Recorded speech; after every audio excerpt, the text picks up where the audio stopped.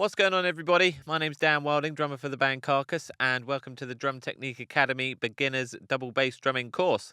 In this course, I'm going to be running you through everything that you need to know to start out on your double bass drumming journey.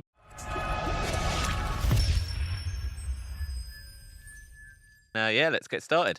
So how this course is going to be laid out is, firstly, we're going to be talking about pedals, all the different types of pedals, things that happen differently on different pedals, all that kind of stuff, bit about pedal settings.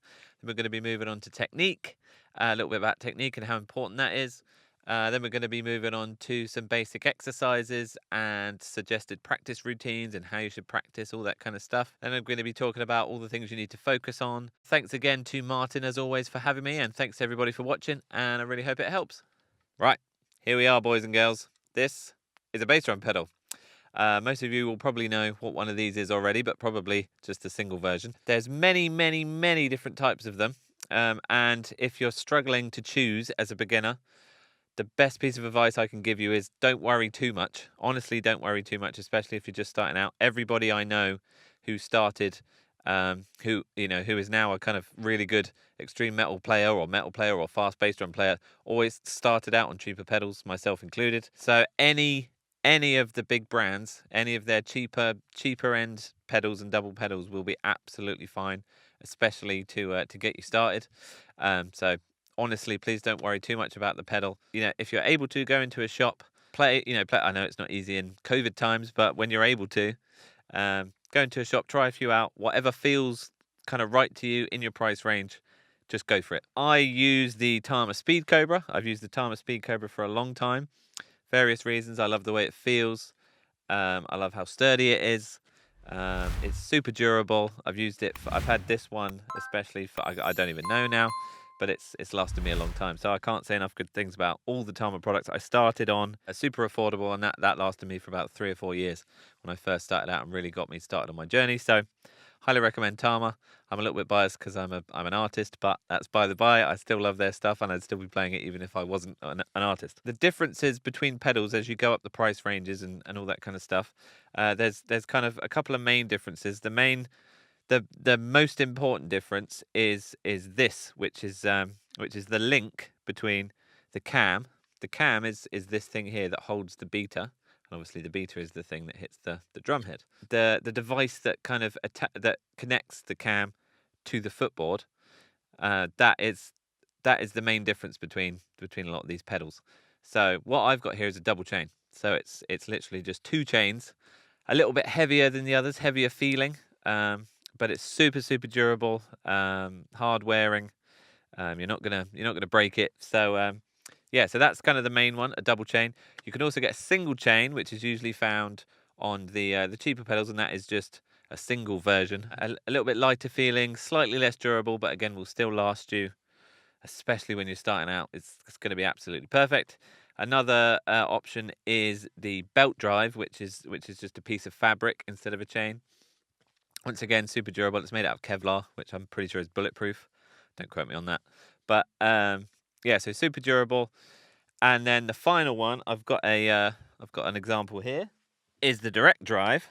And a direct drive is just it's a piece of metal, just a solid, rigid piece of metal that connects the cam to the footboard.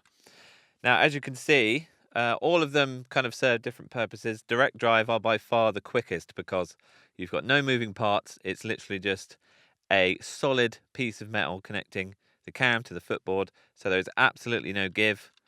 Super quick, super fast, super responsive, which again is great for a whole myriad of things, especially playing faster stuff. And a lot of the teachers and the players on the Drum Technique Academy use direct drive. That's because it's so good for that faster playing. Not to say you can't play slower stuff on it. You absolutely can play slower stuff on it, but it's kind of geared more towards faster, more rapid, responsive playing. As a beginner, I probably wouldn't recommend that. And I'll tell you why. Because direct drive pedals, because they're so fast, they have a tendency of the pedal kind of getting away from you, if you know what I mean. The pedal plays more than you're playing. And until you've understood control and how to control your feet and how to control the pedal, that can lead you down a road that can take you into kind of bad habits. But yeah, I'd highly recommend as a beginner, double chain, single chain, or belt. A, they're much more affordable. B, you're going to have to work a bit more on the pedal, which means you're going to have to learn to control your own body a bit more to be able to pull off the movements that you want to pull off. And finally, it's a lot easier to transition from belt or chain to direct drive than it is the other way around. So I'd highly recommend those as a beginner, on top of being more affordable. So yeah, there we go. Right. They're the main differences. Every single pedal manufacturer does things slightly differently, but that's going to be the main thing that's going to change the feel of a pedal for the most part. Now, as far as pedal settings, you'll hear a lot about pedal settings on, again, the Drum Technique Academy, especially the Facebook group. And it's all unbelievably personal, and it's something that you will find, and you will come to find over years and years of experimentation, especially when you start playing live and playing with a band or recording.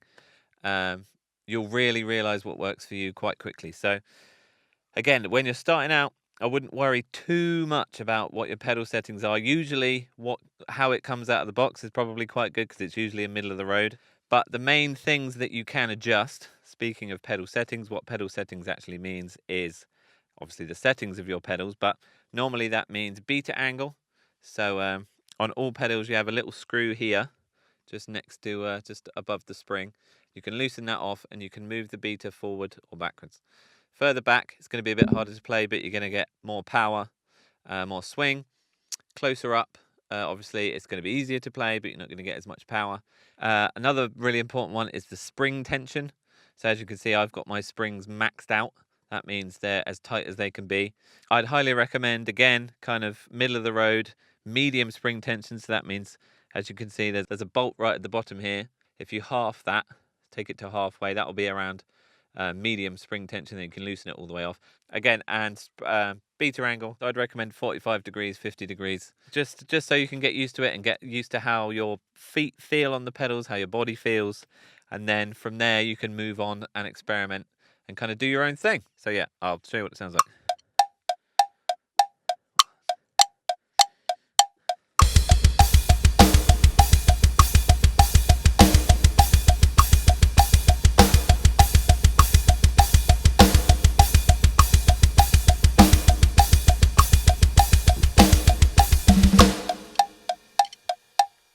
Now, once again, as you can see, instead of on the 3 count, instead of just having your dominant hand, your dominant foot, your left hand is going to be playing at the same time as well.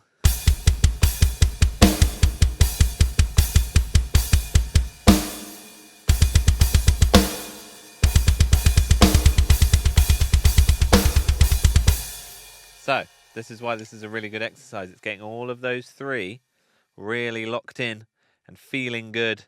And again, it's adding to the musicality side of it, adding to the kind of independence and all of that stuff, all rolled into one.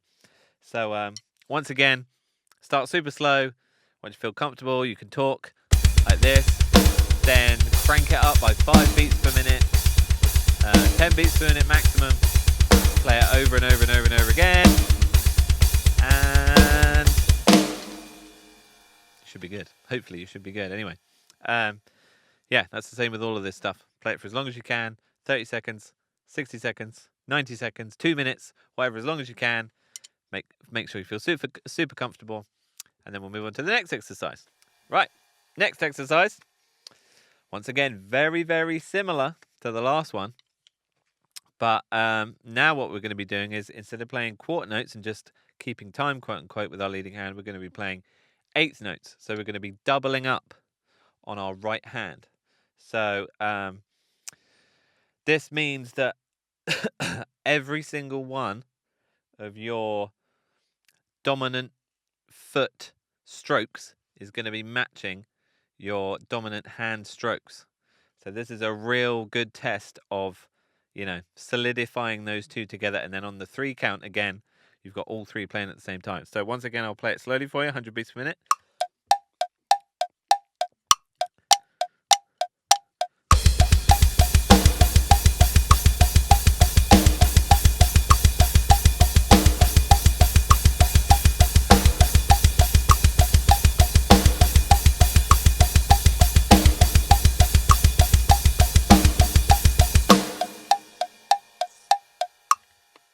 super simple, right? This is really good practice as well, because you'll find, as obviously the deeper you go down the rabbit hole with this double bass drum stuff, as soon as you change something on your hands, your feet immediately feel really, really weird.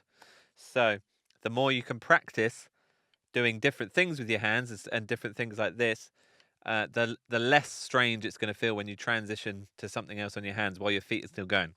So, and again, this is really good practice to really lock it in that right hand and that right foot, or left hand and left foot, depending on your dominant side. And obviously the next step on from that, instead of just doing kind of straight, stocky, is to add accents on your right hand as well. So, and that's again a whole nother step. So, a really good one and it's really good again, bringing in the musicality and making it groove more, and all that kind of thing. So a good example of accenting would be accenting all the quarter notes. So you're accenting the 1, 2, 3, 4. So you're still playing 8 notes, 1 and 2 and 3 and 4 but you're only accenting the 1, 2, 3, 4, 1, 2, 3, 4, and it sounds immediately a lot more musical than. And again, put it in a groove. Sounds really cool.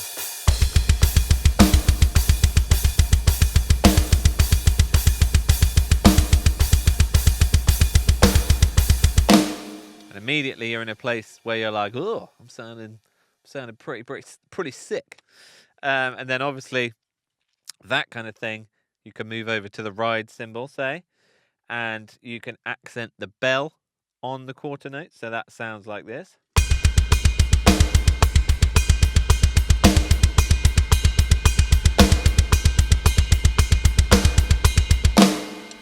Once again, going from this to all of a sudden